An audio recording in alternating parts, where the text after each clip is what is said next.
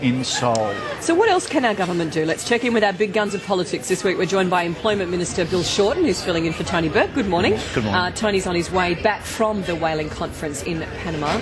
And Shadow Treasurer Joe Hockey. Joe, good morning to you also. Bill, if I can ask you first, look, what else can we do? Is there anything other than diplomatic action that we can take to stop this whaling? Well, the South Korean government's raised the idea that they want to go into what's called scientific whale hunting. The first step is what we've said we're going to do, which is talk diplomatically. We can, if everything else fails in the talks, take them to the International Court of Justice. But in the meantime, I think that the first step, putting some pressure back on South Korea. In Australia, we don't buy the argument that you have to kill a whale to study it. Aren't we taking them to court, though? Aren't we already... No, Japan we're so taking to can't court. include it in the same... And we've been doing that for years and years and years as the Japanese sort of just fob us off. Joe, South Korea says it's using this excuse as well, saying we need to appreciate its cultural diversity and heritage. But I didn't realise that South Koreans ate whale meat. What do you think? Is that fair enough or just a convenient excuse for them? Well, it is a convenient excuse. It's only actually a small town, as I understand it, in Korea, where the local villagers eat whale meat. And of course, when the Japanese and the Koreans say they're using it for scientific purposes, they say after they've used it for scientific purposes, they eat whatever of the whale meat is left. So we all know what it's about.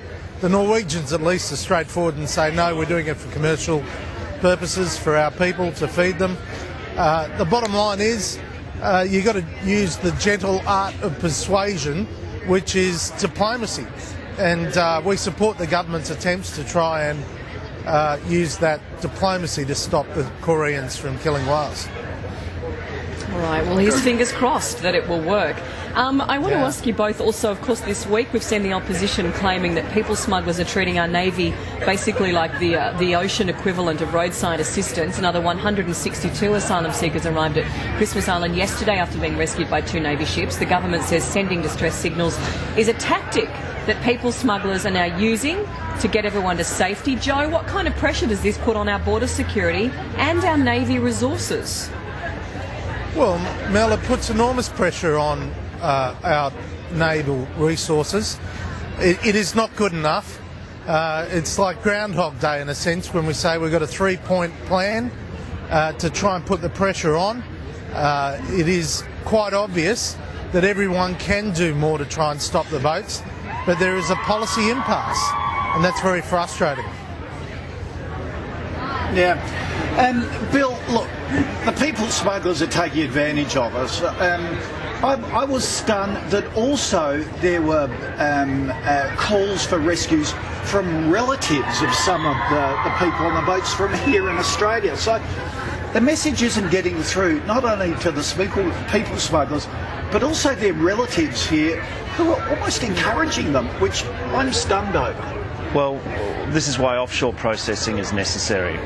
If people think they can come on a boat, pay a people smuggler, take the risk of drowning, but if they can come to Australia and be processed here, that's the magnet which is helping pull people here. That's why we need to have an offshore processing solution. So we say to the Greens, you think it's humanitarian to just process people onshore. That's not correct. But what we'd also say to the Liberals is, we think Malaysia's the right solution, you think Nauru. We're happy to compromise. This is now a time for compromise. It's not a time for party politics. Okay. All right. Okay, guys, thank you for that. Catch you next time. Thank you, Bill. Good to see you. Here's Matt. 7:19 on Sunrise.